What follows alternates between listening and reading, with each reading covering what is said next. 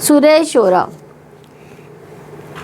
یہ حوامیم کے مجموعے کی تیسری صورت ہے۔ دوسری مکی صورتوں کی طرح اس میں بھی توحید، رسالت اور آخرت کی بنیادی عقائد پر زور دیا گیا ہے اور ایمان کے قابل تعریف صفات بیان کی گئی ہیں۔ سورہ شورى مکی ہے، اس میں 53 آیات اور 5 رکوع ہیں۔ بسم اللہ الرحمن الرحیم، حامیم عین سین قاف کذالک یوحی الیک وإلی الذین من قبلک اللہ العزیز الحکیم۔ اسی طرح اللہ تعالیٰ وحی کرتا ہے آپ کی طرف اور ان کی طرف جو آپ سے پہلے تھے۔ اللہ تعالیٰ سب پر غالب کمال حکمت والا ہے، اسی کا جو آسمانوں میں جو زمین میں ہے، اور بے حد بلند بڑی عظمت والا ہے۔ قریب ہے کہ آسمان اوپر اپنے اوپر سے پھٹ پڑے اور فرشتے اپنے رب کی حمد کے ساتھ تسبیح کرتے ہیں، اور جو زمین میں ان کے لیے بخشش کی دعا کرتے ہیں۔ سن لو، یقینا اللہ تعالیٰ بے حد بخشے والا نہایت رحم والا ہے۔ اور جن لوگوں نے اللہ تعالیٰ کے سوا دوسروں کو کارساز بنا لیا، اللہ تعالیٰ ان پر نگران ہے اور آپ ان پر کوئی ذمہ دار نہیں۔ اور ہم نے اسی طرح آپ کی طرف عربی قرآن وحی کیا تاکہ آپ بستیوں کے مرکز یعنی مکہ، اس کے ارد گرد رہنے والوں کو خبردار کریں اور جمع ہونے کے دن سے ڈرائیں جس میں کوئی شک نہیں، ایک گروہ جنت میں، دوسرا گروہ بھڑکتی ہوئی آگ میں ہوگا۔ اور اگر اللہ تعالیٰ چاہتا تو ضرور ان سب کو ایک ہی امت بنا دیتا، لیکن وہ جس کو چاہتا ہے اپنی رحمت میں داخل کرتا ہے۔ اور ظالموں کا نہ کوئی کارساز ہے نہ ہی کوئی مددگار۔ ام اتخذوا من دونه اولیاء فاللہ هو الولی وهو یحیی الموتى وهو علی کل شیء قدیر۔ کیا انہوں نے اللہ تعالیٰ کے سوا دوسرے کارساز بنا رکھے ہیں؟ پھر اللہ تعالیٰ ہی کارساز ہے اور وہی مردوں کو زندہ کرے گا اور وہی ہر چیز پر پوری قدرت رکھنے والا ہے۔ اور جس کسی بات میں تم کچھ بھی اختلاف کرو تو اس کا فیصلہ اللہ تعالیٰ ہی کے سپرد ہے۔ وہی اللہ تعالیٰ میرا رب ہے، اسی پر میں نے بھروسہ کیا، اسی کی طرف میں رجوع کرتا ہوں۔ یعنی دنیا میں آپ دیکھیے کہ ہر موضوع، ہر ٹاپک پر لوگوں کا باہمی اختلاف ہوتا ہے، چاہے وہ مذہب ہو، کوئی پولیٹکس ہو، فائنانس ہو، کوئی بھی چیز ہو، اس میں لوگوں کے خیالات، نظریات مختلف ہوتے ہیں۔ دنیاوی امور میں اختلاف ہوتا ہے، ختم ہو جاتا ہے، لیکن دین کے معاملے میں اختلاف کا اصل فیصلہ کون کرے گا؟ اللہ تعالیٰ۔ اس لیے ہمیشہ انسان کے اندر یہ حرص ہونی چاہیے کہ میں صحیح دلیل اپنا لوں، کسی قسم کی انا پرستی کا شکار نہ ہوں، کسی طرح کی اپنی خواہش نفس کو شکار نہ بناؤں، کیونکہ یہ بات میری مرضی کے خلاف ہوتی ہے، اس لیے اس کو چھوڑ کر کوئی اور راستہ نکالوں۔ اصل فیصلہ کس کا ہونا چاہیے؟ اللہ تعالیٰ کا۔ اللہ کرے گا کہ صحیح کیا تھا اور کیا نہیں تھا۔ وہ آسمان و زمین کا پیدا کرنے والا، اس نے تمہارے لیے خود تمہیں میں سے جوڑا جوڑا بنایا، جانوروں میں سے بھی جوڑا جوڑا بنایا اور تمہیں اس میں پھیلایا، اور اس کی مثل کوئی چیز نہیں ہے۔ وہ سب کچھ سننے والا، سب کچھ دیکھنے والا ہے۔ آسمان و زمین کی کنجیاں اسی کے پاس ہے، وہ جس کا چاہتا ہے رزق کشادہ کرتا ہے اور وہی تنگ بھی کر دیتا ہے۔ یقیناً وہ ہر چیز کو خوب جاننے والا ہے۔ یعنی سارے خزانوں کا مالک کون ہے؟ اللہ تعالیٰ۔ اور جس کو یہ یقین ہو تو مانگتے ہوئے وہ پھر تھکتا نہیں، کیونکہ دنیا میں جب کسی انسان کے بارے میں آپ کو پتہ چلتا ہے کہ اس کے پاس بہت کچھ ہے تو آپ کو اس سے ایک امید وابستہ ہوتی ہے کہ یہ مشکل میں کیا کرے گا، میری مدد کرے گا۔ لیکن اصل میں تو ہر خزانے کا مالک کون ہے؟ اللہ تعالیٰ۔ وہ خزانے بھی جو بندوں کے پاس ہے، ان کا بھی اصل مالک کون ہے؟ اللہ۔ تو بندے بھی تبھی مدد کریں گے جب اللہ کا حکم ہوگا۔ اسی لیے ابو ذر غفاری رضی اللہ عنہ سے روایت ہے کہ نبی صلی اللہ علیہ وسلم اپنے رب تعالیٰ سے روایت کرتے ہیں کہ بے شک اللہ تعالیٰ فرماتا ہے، اس کو حدیث قدسی کہا جاتا ہے کہ اے میرے بندو، جب تم سب گمراہ ہو سوائے اس کے جسے میں ہدایت دے دوں، بس تم مجھ سے ہدایت مانگو، میں تمہیں ہدایت دوں گا۔ اے میرے بندو، تم سب بھوکے ہو سوائے اس کے جس کو میں کھلاؤں، تو تم مجھ سے کھانا مانگو، میں تمہیں کھلاؤں گا۔ اے میرے بندو، تم سب برہنہ ہو سوائے اس کے جسے میں لباس پہناؤں، تو تم مجھ سے لباس مانگو، میں تمہیں لباس پہناؤں گا۔ اے میرے بندو، تم سب دن رات گناہ کرتے ہو اور میں سارے گناہ کو بخشتا ہوں، تو تم مجھ سے بخشش مانگو، میں تمہیں بخش دوں گا۔ اے میرے بندو، اگر تمہارے اولین اور آخرین اور جن اور انس ایک ساتھ چٹیلے میدان میں کھڑے ہو کر مجھ سے مانگنے لگے اور میں ہر ایک کو جو مجھ سے مانگے عطا کر دوں، تو پھر بھی میرے خزانوں میں کمی نہیں ہوگی۔ مگر جتنی سمندر میں سوئی ڈال کر نکالنے سے پانی میں کمی آتی ہے تو کیا کمی ہوتی ہے؟ کچھ بھی نہیں. سوئی جب پانی میں ڈالی جاتی ہے تو کوئی پانی میں کمی نہیں آتی. تو اس سے پتہ چلتا ہے کہ چاہے مادی خزانے ہوں، چاہے ہدایت کے خزانے ہوں، یا اور ضرورت پوری کرنے کے لیے انسان جن چیزوں کا محتاج ہے، ہر چیز اللہ کے پاس ہے. تو اس لیے ہر چیز بھی کس سے مانگنی ہے؟ اللہ تعالیٰ سے. ہمیں جب بھی کسی چیز کے مانگنے کا خیال آنا چاہیے تو سب سے پہلے کون سا خیال آنا چاہیے؟ اللہ تعالیٰ سے مانگنے کا خیال آنا چاہیے. صحابہ کرام کا جوتے کا تسمہ بھی ٹوٹتا تھا تو وہ کس سے مانگتے تھے؟ اور جب اللہ سے مانگ لیتے تھے تو وہ کسی بندے کے دل میں خیال ڈال دیتا تھا اللہ تعالیٰ کہ جاؤ اس بندے کی مدد کرو، اس کی ضروریات پوری ہو جاتی تھی. لیکن بندہ جب بندوں سے مانگتا تو کیا ہوتا ہے؟ وہ ذلیل و خوار ہو جاتا ہے، اس کی نگاہوں میں گر جاتا ہے. اور جب اللہ سے مانگتا ہے تو کیا ہوتا ہے؟ عزت پاتا ہے اور اللہ کی محبت کو پاتا ہے. اسے تمہارے لیے دین کا وہی طریقہ مقرر کیا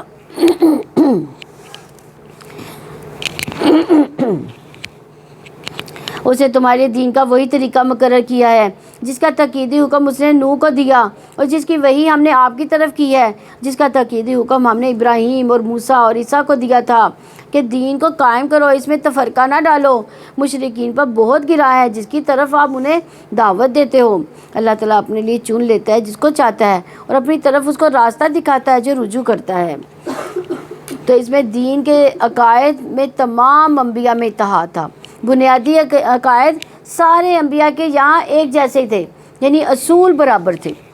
ان کا آپس میں مضبوط رشتہ بھی تھا. محمد صلی اللہ علیہ وسلم نے فرمایا تمام انبیاء علیہ السلام باپ شریک بھائی ہیں، ان کی مائیں مختلف ہیں، ان کا دین ایک ہے. ہمارے درمیان کوئی اور نبی نہیں ہے، یعنی نبوت سے جڑی ہوئی ہے، یعنی جس کو اللہ نے نبی بنایا بس وہی نبی ہے.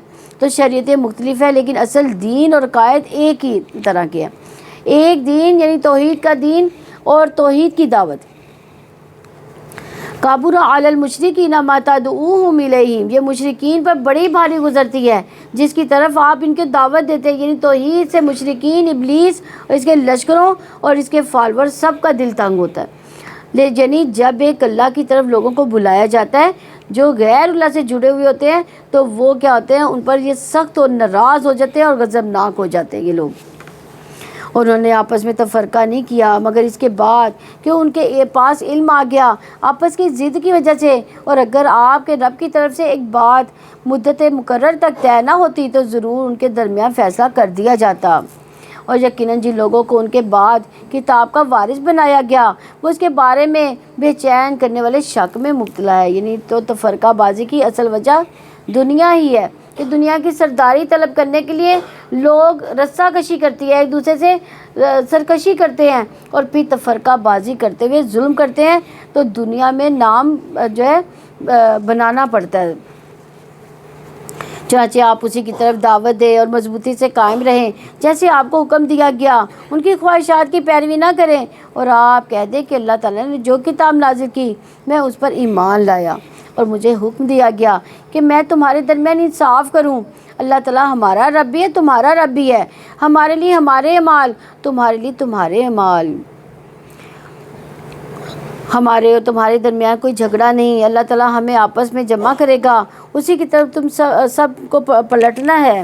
یعنی تو اہم بات یہ ہے کہ انسان ایمان لانے کے بعد اس پر قائم رہے، ڈٹ جائے اور مشکلات سے نہ گھبرائے. سفیان ثقفی سے مروی ہے کہ ایک شخص نے عرض کیا کہ یا رسول اللہ صلی اللہ علیہ وسلم مجھے اسلام کے حوالے سے کوئی ایسی بات بتا دیجئے کہ آپ کے بعد پھر کسی سے کچھ پوچھنے کی ضرورت ہی نہ رہی.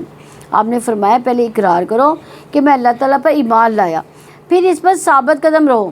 اس نے عرض کیا میں کس چیز سے بچوں؟ آپ نے اپنی زبان کی طرف اشارہ کیا کہ زبان کو روکو. اس سے پتہ چلتا ہے کہ ایمان لانے کے بعد اہم ترین چیز کیا ہے کہ پھر اس کو مینٹین کیا جائے، اس پر قائم رکھا جائے. مشکلات کی وجہ سے، لوگوں کی تنقید کی وجہ سے گھبرا کر انسان پیچھے نہ ہٹے. ویسے بھی استقامت، ثابت قدمی اور کمٹمنٹ نبھانا بہت اعلیٰ اخلاق ہے.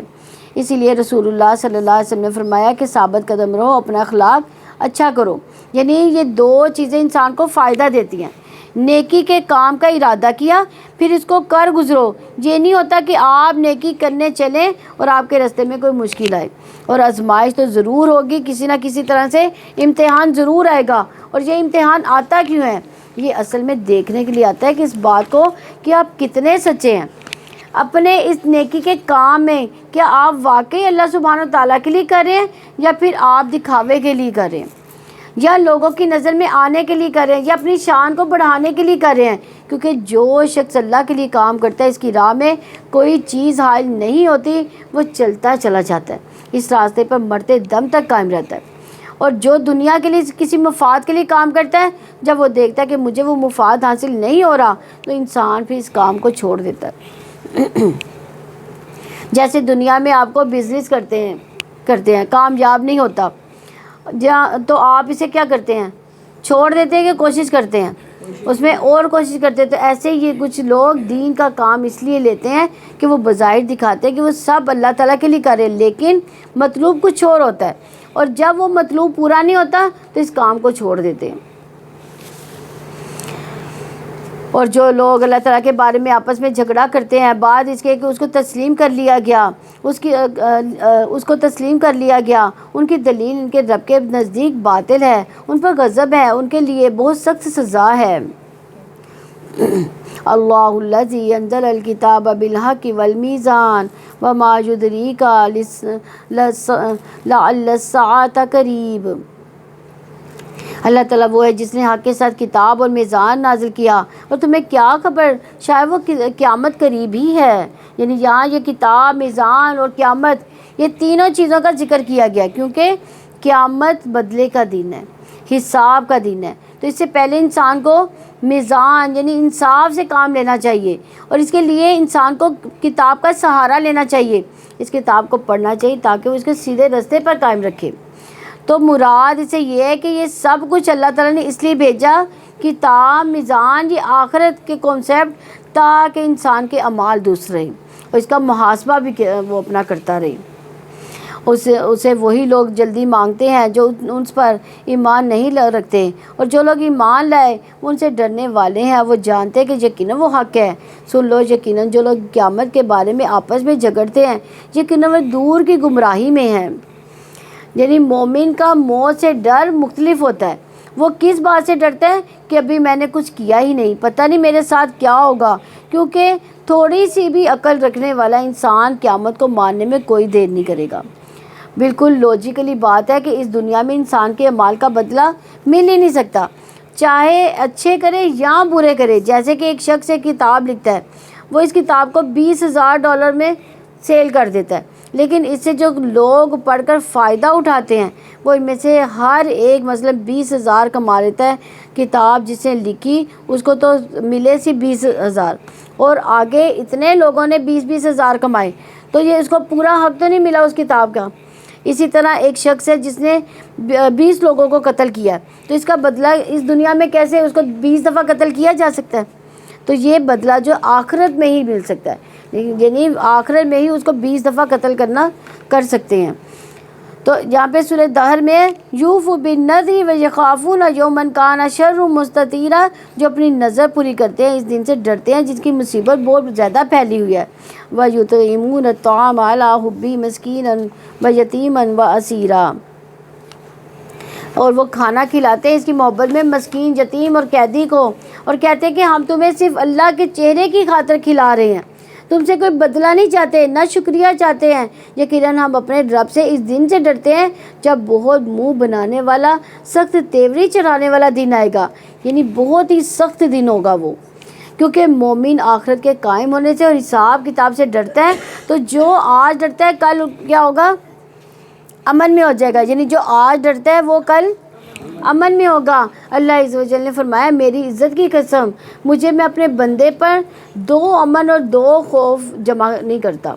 اگر میرا بندہ دنیا میں مجھ سے امن میں رہا تو اس دن خوف میں مبتلا کروں گا، اور جس دن اپنے بندوں کو وہ جمع کرے گا، اور اگر وہ دنیا میں مجھ سے ڈر گیا تو لوگوں کے جمع کرنے کے دن اسے میں امن دے دوں گا۔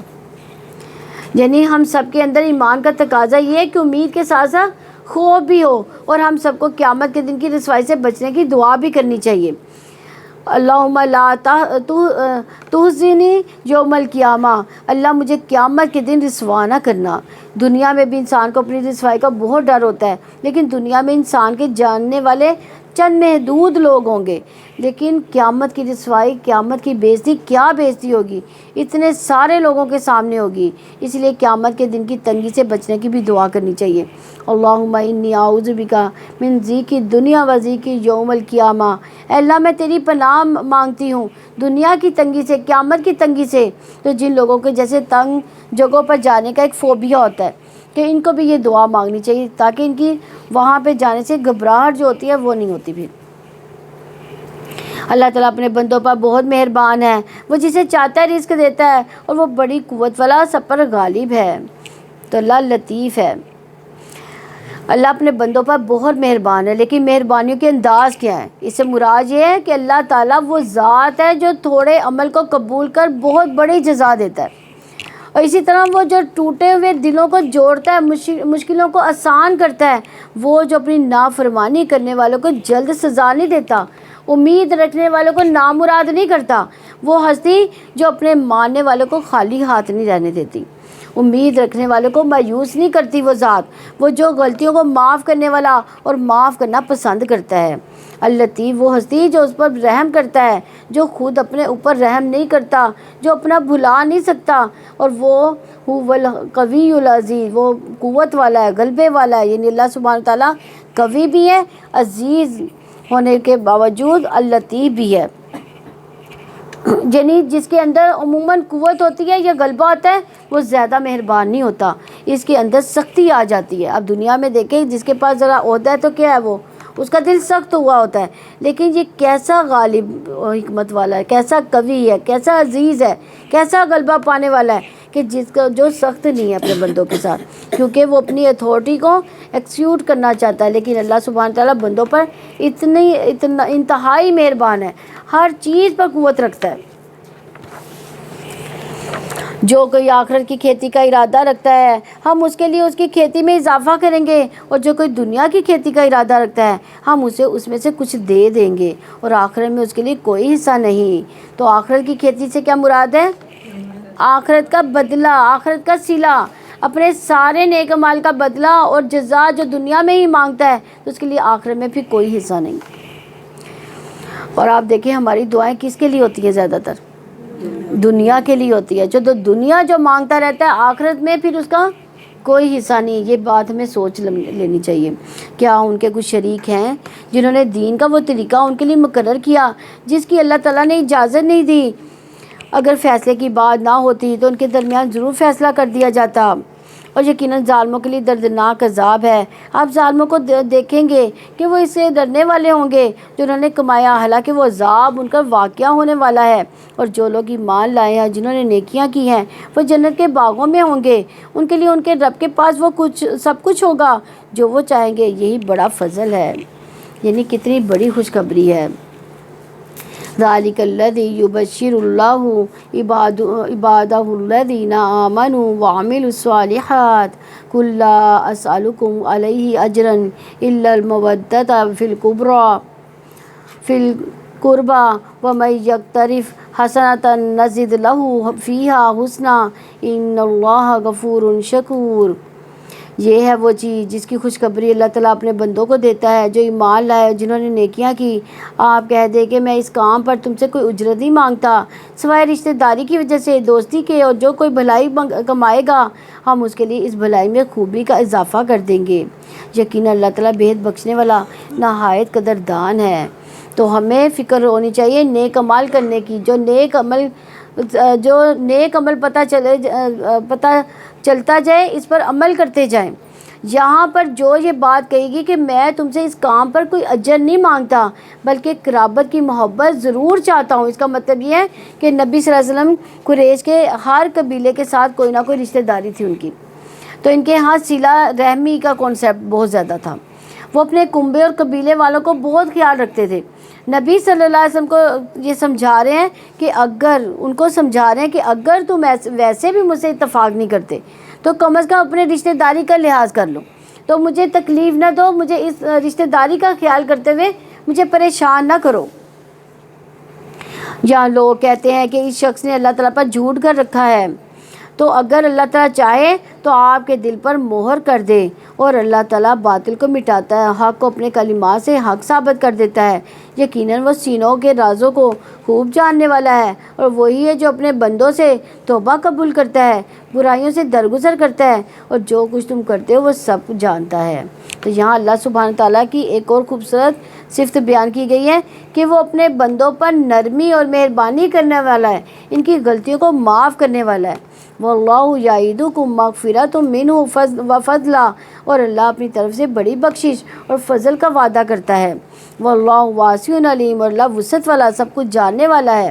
اللہ اپنے بندوں کی توبہ سے خوش ہوتا ہے، اور بار بار گناہوں کے باوجود اللہ تعالیٰ کیا کرتا ہے؟ بندے کو معاف کر دیتا ہے، پھر یہاں تک کہ اللہ تعالیٰ برائیوں سے درگزر کر کے ان کو نیکیوں میں بدل دیتا ہے۔ اتنا مہربان اور کون ہو سکتا ہے اس سلسلے میں کہ ایک بڑی خوبصورت روایت ملتی ہے۔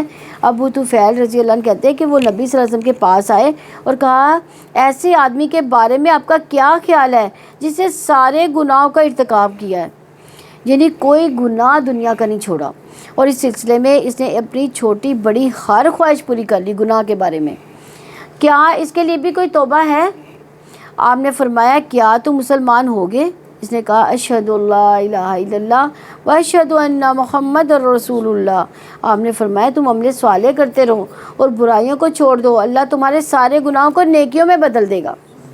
یعنی اسلام سے پہلے تم نے جو گناہ کیے تھے وہ بھی نیکیاں بن جائیں گی۔ اس نے کہا، میرے سارے دھوکے اور بدکاریاں بھی پشیمان تھا، یہی ندامت ہوتی ہے، اور اس بات کو ایکسیپٹ کرنا کہ میں غلط کر رہا تھا۔ آپ نے فرمایا، ہاں۔ پھر اس شخص نے اللہ اکبر کہا، اور جب تک وہ نظروں سے اوجھل نہ ہو گیا مسلسل تکبیر پڑھتا رہا، اللہ اکبر اللہ اکبر۔ تو اس حدیث سے پتہ چلتا ہے کہ اللہ یہ دیکھتا ہے کہ آپ کی سچی توبہ ہے کتنی ہے، آپ اپنے گناہوں پر شرمندہ کتنے ہیں، کیونکہ دو طرح کے گناہ ہوتے ہیں، ایک سچے لوگوں کی توبہ اور ایک جھوٹے لوگوں کی توبہ۔ سچی توبہ کیا ہوتی ہے؟ کہ انسان پھر ان گناہوں سے نفرت کرتا ہے، اس کی طرف پلٹ کے نہیں جاتا، جانا بھی نہیں چاہتا، اور کہتا ہے کہ میں نے غلط کیا، ان گناہوں پر اس کو ندامت ہوتی ہے، روتا ہے۔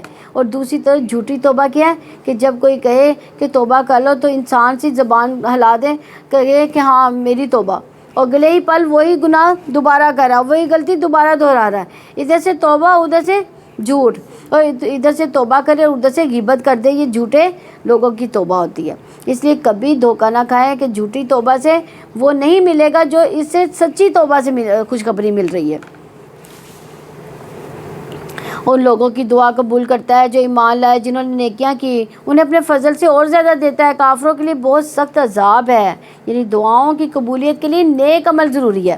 اس لیے آپ دیکھیں کہ جتنے بھی نیک کام ہیں، جیسے فرائض کی ادائیگی، مثلا فرض نماز ہے، اس کے بعد دعا کریں تو کیا ہوگا؟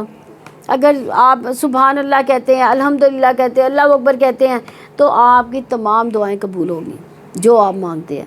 تو آپ نے نماز کا فرض بھی ادا کر لیا اور ساتھ تسبیحات بھی پڑھ لی، تو آپ کی دعا بھی قبول ہوئی۔ اسی طرح قرآن مجید پڑھنے کے بعد بھی کیا ہوتا ہے؟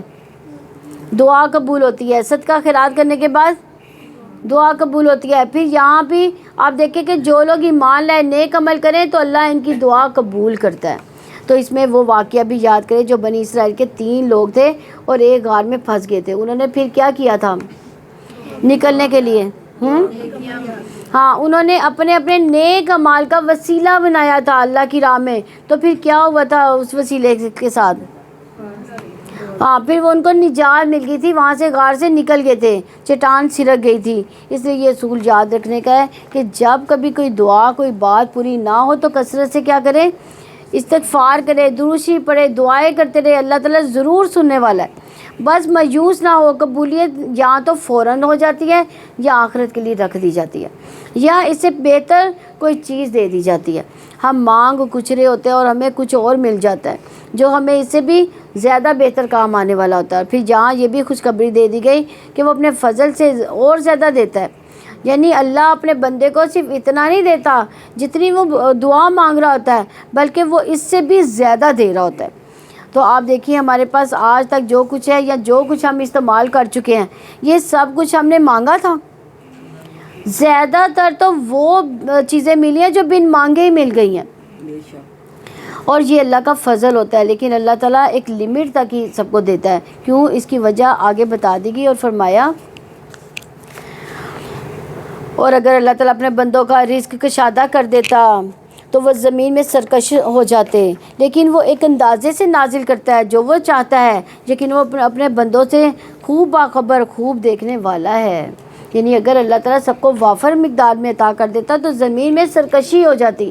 یعنی بعض کا تو ہم بہت کچھ مانگ رہے ہوتے ہیں، اور جو اللہ تعالیٰ ہمیں نہیں دیتا کیونکہ وہ ہم سنبھال نہیں سکتے، اس لیے اس کو پا کر ہماری آخرت خراب ہو سکتی ہے. تو اللہ فضل فرماتا ہے، اس لیے ہم سے روک لیتا ہے. تو رزق تنگ ہو یا کشادہ، یہ اللہ تعالیٰ کی حکمت پر مبنی ہے. یعنی اللہ بندے کی حالت کو جانتا ہے کہ اگر اس پر رزق میں فراخی کر دی تو اس میں خرابی میں یہ مبتلا ہو جائے گا. اسی طرح بعض کا بندے کی اصلاح کے لیے بھی اور دنیا انسان پر تنگ کر دی جاتی ہے. اس لیے رزق کی تنگی نہ ذلت کا سبب ہے، نہ رزق کی فراخی فضیلت کا سبب ہے. لیکن فضیلت کا سبب کیا ہے پھر؟ تقویٰ، کہ کون اللہ تعالیٰ سے کتنا ڈرتا ہے، کون گناہوں سے کتنا بچتا ہے. اور وہ یہ جو لوگوں کے مایوس ہو جانے کے بعد بارش برساتا ہے، اپنی رحمت پھیلا دیتا ہے، اور وہی مدد کرنے والا تمام تعریفوں کے لائق ہے. اور اس کی نشانیوں میں آسمانوں اور زمین کی پیدائش ہے، اور جو اس نے ان دونوں میں کوئی بھی جاندار پھیلا دیے وہ جب وہ چاہے انہیں جمع کرنے پر پوری طرح قدرت رکھنے والا ہے. اور جو مصیبت تمہیں پہنچی ہے تو اس وجہ سے جو تمہارے ہاتھوں نے کمایا، اور وہ بہت سے قصوروں سے درگزر کرتا ہے. یعنی یہ بھی یاد رکھنے کی بات ہے کہ تمہیں مصیبت جو آتی ہے تمہاری اپنی غلطیوں کی وجہ سے آتی ہے، اور تم ہرگز زمین پر میں عاجز کر دینے والے نہیں ہو، اور تمہارے لیے اللہ تعالیٰ کے سوا نہ کوئی دوست ہے نہ کوئی مددگار. اور اس کی نشانیوں میں سے ہے یہ جہاز جو سمندر میں پہاڑوں کی طرح ہے، اگر وہ چاہے تو ہوا کو ساکن کر دے تو وہ سمندر کی سطح پر ہی کھڑے رہ جائیں. یقیناً اس میں ہر بہت صبر کرنے والے، بہت شکر گزار کے لیے نشانیاں ہیں. یعنی تو خوف میں صبر اور نجات میں شکر، جہاں وہ انہیں تباہ کر دے اس کی وجہ سے جو انہوں نے کمایا، اور بہت سے لوگوں کو معاف کر دے. یعنی ان کے گناہوں کے باوجود ان کی کشتیوں کو اللہ تعالیٰ ڈبوتا نہیں. اور جو لوگ ہماری آیات میں آپس میں جھگڑے کرتے ہیں وہ جانتے ہیں کہ ان کے بھاگنے کی کوئی جگہ نہیں، چنانچہ جو چیز تمہیں دی گئی ہے وہ تو محض دنیا کی زندگی کا معمولی ساز و سامان ہے، اور جو اللہ تعالیٰ کے پاس ہے وہ بہتر ہے. اللہ تعالیٰ کے پاس کیا ہے؟ آخرت کی جنت، اور زیادہ باقی رہنے والا ہے ان لوگوں کے لیے جو ایمان لائے اور اپنے رب پر توکل کرتے ہیں. یعنی کچھ دعائیں مانگے اور آخرت کے لیے جمع رکھی گئی ہیں، وہ بہترین صلے کے طور پر آخرت میں ملیں گے. یعنی اللہ تعالیٰ سے ہم نے کچھ دعائیں کی جو قبول ہو گئی، کچھ دعائیں کی جو قبول نہیں ہوئی، تو ہم کیا کہتے ہیں؟ ہماری تو دعائیں نہیں قبول ہوتی. لیکن اللہ تعالیٰ کیا کہتے ہیں؟ اس کو صلے کے طور پر میں نے آخرت میں تمہارے لیے رکھ دی ہیں. اور جو بڑے بڑے گناہوں اور بے حیائی کے کاموں سے بچتے ہیں، اور جب بھی غصے ہوتے ہیں تو وہ درگزر کرتے ہیں. یعنی غصہ آئے تو معاف کر دیتے ہیں. جو گناہ ہوتا ہے، جہاں گناہ اور فواہش اور غضب کی بات کی گئی، اور بڑے گناہ جس کے بارے میں رسول اللہ صلی اللہ علیہ وسلم نے فرمایا کہ گناہ وہ ہے جو تمہارے دل میں کھٹکے اور تم لوگوں پر اس کا ظاہر ہونا پسند نہ کرو. یعنی جو چیز تم لوگوں سے چھپانے لگ جاؤ. اور پھر بڑے گناہوں کی یہاں بات کی گئی ہے، لیکن چھوٹے چھوٹے گناہ بھی اکٹھے ہو جائیں تو انسان کو ہلاک کر دیتے ہیں. انس رضی اللہ عنہ کہتے ہیں کہ تم ایسے عمل کرتے ہو جو تمہاری نظر میں بال سے زیادہ باریک ہے، تم اس کو حقیر سمجھتے ہو، اور ہم لوگ نبی صلی اللہ علیہ وسلم کے زمانے میں ان گناہوں کو ہلاک کر دینے والا سمجھتے تھے. تو اس لیے انسان کو ہر گناہ سے بچنے کی دعائیں بھی کرنی چاہیے، خصوصاً فواہش کے لیے. اللہم الف بین قلوبنا واصلح ذات بیننا واہدنا سبل السلام ونجنا من الظلمات الی النور وجنبنا الفواحش وظہر منها وما بطن وبارک لنا فی اسماعنا وابصارنا وقلوبنا وازواجنا وذریاتنا وتب علینا انک انت التواب الرحیم وجعلنا شاکرین ونعمتک مثنین بہا قابلیہا واتممہا علینا. اور پھر غصے کے وقت معاف کر دینا بہت بڑی خوبی ہے، یہ ہر شخص کے بس کی بات نہیں ہوتی. اور یہاں سب سے پہلی بات یہ ہے کہ انسان کو ہر چھوٹی بڑی بات پر غصہ کرنا ہی نہیں چاہیے، کیونکہ ایسا کرنا اپنے آپ کو نقصان دینا ہے، اور جو شخص غصہ نہ کرے وہ اللہ سبحانہ تعالیٰ کے غضب سے بچ سکتا ہے۔ اسی طرح ایک شخص نے پوچھا، اللہ کے رسول مجھے اللہ کے غضب سے کون سی چیز بچا سکتی ہے کہ اللہ مجھ پر ناراض نہ ہو؟ کون سی چیز بچائے گی؟ ہاں، یعنی تم غصہ نہ کیا کرو۔ نبی صلی اللہ علیہ وسلم نے فرمایا تم غصہ نہ کرو، تم دوسروں پر غصہ نہ کرو، اللہ تعالیٰ تم پر غصہ نہیں کریں گے، کیونکہ غصہ سارے شر کو جمع کرتا ہے۔ تو ایک شخص نے عرض کیا، اللہ کے رسول مجھے کوئی نصیحت کیجیے۔ آپ صلی اللہ علیہ وآلہ وسلم نے فرمایا غصہ نہ کیا کرو۔ وہ شخص کہتا ہے کہ میں نے آپ کے فرمان پر غور کیا تو جان لیا کہ غصہ ہر قسم کے شر کو جمع کرتا ہے۔ اس کا مطلب یہ کہ جب غصہ آتا ہے بدگمانی بھی ہوتی ہے، انسان دوسرے کو برا بھلا بھی کہتا ہے، ناراض ہوتا ہے، لڑائی ڈال دیتا ہے، جھگڑے فساد، بعض کا قتل و غارت تک بھی نوبت غصے کی وجہ سے ہی پہنچتی ہے۔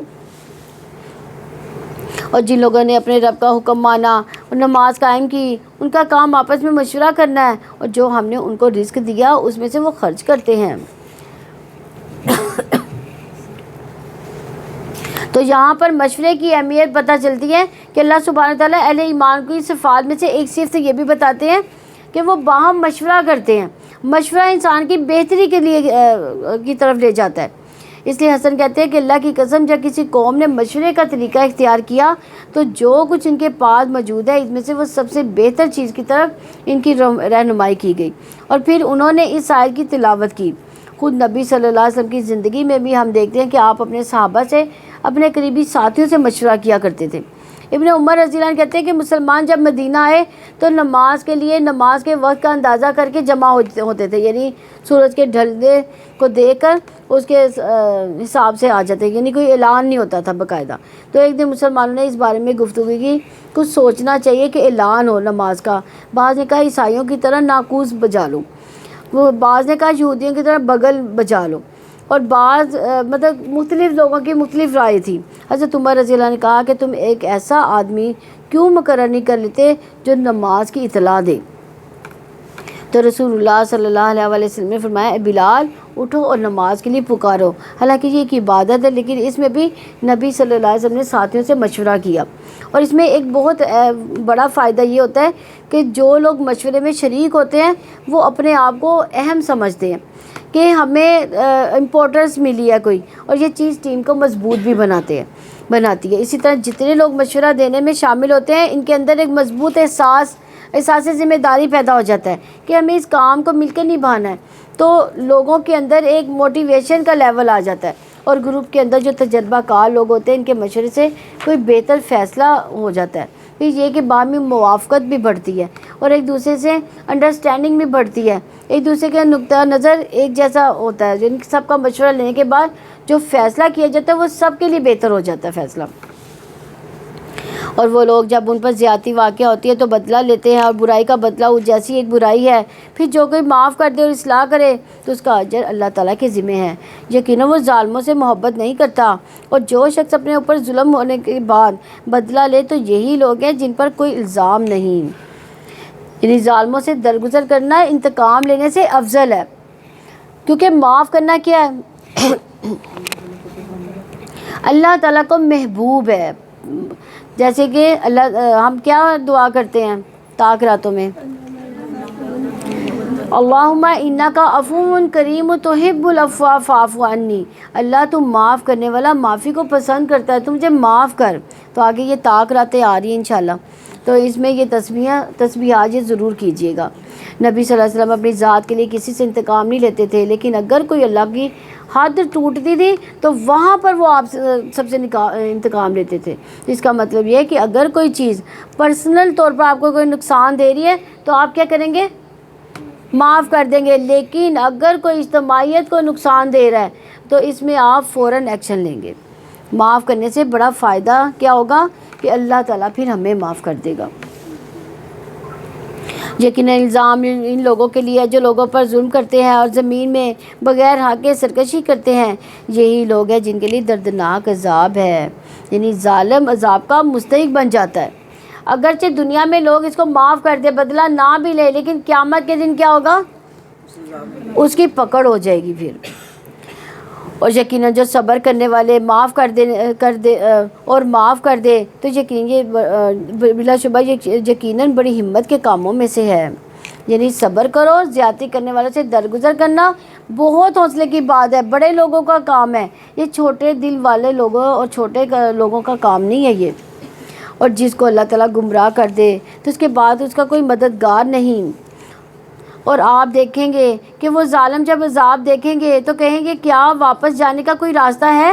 اور آپ دیکھیں گے کہ جب وہ جہنم کے سامنے پیش کیے جائیں گے تو ذلت سے جھکے جا رہے ہوں گے، کن نکیوں سے دیکھ رہے ہوں گے، اور جو لوگ ایمان لائے وہ کہیں گے یقیناً خسارہ اٹھانے والے وہی ہیں جنہوں نے قیامت کے دن اپنے آپ کو اور اپنے گھر والوں کو خسارے میں ڈال دیا۔ سن لو، یقیناً ظالم دائمی عذاب میں ہوں گے۔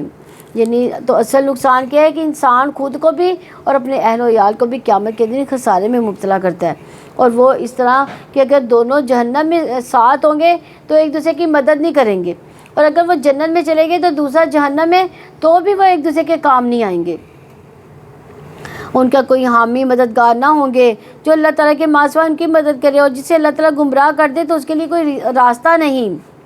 اپنے رب کی پکار پر لبیک کہو قبل اس سے کہ وہ دن آئے جس کے اللہ تعالیٰ سے ٹلنے کی کوئی صورت نہیں۔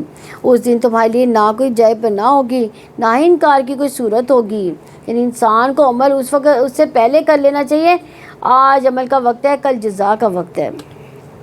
پھر بھی اگر وہ منہ پھیرے تو ہم نے آپ کو ان پر نگران بنا کر تو نہیں بھیجا، آپ پر پہنچا دینے کے سوا کچھ نہیں۔ اور یقیناً جب ہم انسان کو اپنی طرف سے کوئی رحمت چکھاتے ہیں تو وہ اس سے خوش ہو جاتا ہے، اور اگر ان کو کوئی مصیبت آ جاتی ہے اس کے سبب جو ان کے اپنے ہاتھوں نے آگے بھیجا تو یقیناً انسان بہت ناشکرا ہے۔ یعنی ہر شخص اپنے اپنے کام کا خود ذمہ دار ہے۔ آسمان و زمین کی بادشاہی اللہ تعالیٰ کے لیے، جو کچھ وہ چاہتا ہے پیدا کرتا ہے، جسے چاہتا ہے لڑکیاں دیتا ہے، جسے چاہتا ہے لڑکے دیتا ہے۔ تو بیٹیوں کا ذکر یہاں پہلے کیوں ہے؟ بیٹیوں کی تربیت کرنا، ان کے ساتھ اچھا سلوک کرنا بہت بڑے اعمال میں سے ہے۔ یا انہیں لڑکے اور لڑکیاں ملا کر دیتا ہے، اور جسے چاہتا ہے بانجھ کر دیتا ہے۔ یقیناً وہ سب کچھ جاننے والا، پوری قدرت والا ہے۔ یعنی آپ دیکھیں کہ اللہ تعالیٰ نے مختلف طرح کے انسان پیدا کیے، آدم علیہ السلام جن کے ماں باپ دونوں نہیں تھے، اور حوا علیہ السلام جن کی ماں نہیں تھی اور حضرت آدم علیہ السلام سے وہ پیدا کی گئیں۔ پھر سارے انسان جن کے ماں باپ ہوتے ہیں، پھر عیسیٰ علیہ السلام جن کے باپ نہیں تھے اور ماں تھی۔ تو یہ سب اللہ تعالیٰ کی قدرت کی نشانیاں ہیں۔ وہ جیسے چاہتا ہے پیدا کرتا ہے، وہی خلاق العظیم ہے۔ اور کسی انسان کی یہ طاقت نہیں کہ اللہ تعالیٰ اس کے کلام کرے مگر وہی سے یا پردے کے پیچھے سے، یا یہ کہ وہ کوئی رسول بھیجے پھر وہ اپنے حکم سے جو چاہے وہی کرے۔ یقیناً وہ بے حد بلند کمال حکمت والا ہے۔ وَكَذَلِكَ أَوْحَيْنَا إِلَيْكَ رُوحًا مِّنْ أَمْرِنَا مَا كُنْتَ تَدْرِي مَا الْكِتَابُ وَلَا الْإِيمَانُ وَلَكِنْ جَعَلْنَاهُ نُورًا نَهْدِي بِهِ مَن نَّشَاءُ مِنْ عِبَادِنَا وَإِنَّكَ لَتَهْدِي إِلَىٰ صِرَاطٍ مُّسْتَقِيمٍ۔ اور اس طرح ہم نے آپ کی طرف اپنے حکم سے ایک روح کی وحی کی۔ آپ نہیں جانتے تھے کہ کتاب کیا ہے اور نہ ہی کہ ایمان کیا ہے، لیکن ہم نے اسے ایک روشنی بنا دیا جس کے ساتھ ہم اپنے بندوں میں سے جسے چاہتے ہیں ہدایت دیتے ہیں۔ یقیناً آپ سیدھی راہ کی طرف رہنمائی کرتے ہیں۔ یعنی یہ روح کیا ہے؟ وہی، یعنی قرآن وہی ہے۔ قرآن دلوں کا موسم بہار ہے۔ جس طرح بارش برستی ہے تو زمین کیا ہوتی ہے؟ لہلہا اٹھتی ہے، اسی طرح قرآن سے ہمارے دلوں کی بنجر زمین بھی کھلکھلا اٹھتی ہے۔ اللہ تعالیٰ کے راستے کی طرف وہ ذات کہ سب کچھ اسی کا ہے، جو آسمانوں میں ہے، جو زمین میں ہے۔ سن لو، سارے معاملات اللہ تعالیٰ ہی کی طرف لوٹائے جاتے ہیں۔